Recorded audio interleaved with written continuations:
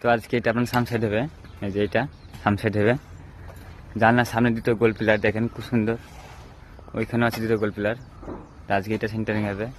ভিডিওটি সবাই দেখতে থাকো। কে আছে এটা?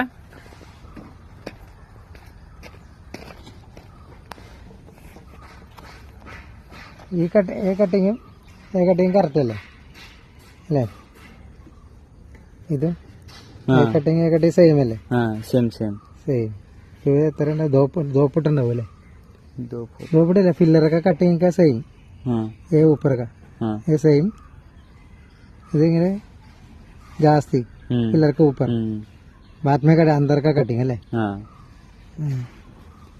ഒരു രണ്ട് മൂന്ന് നാല് ബീറ്റ്.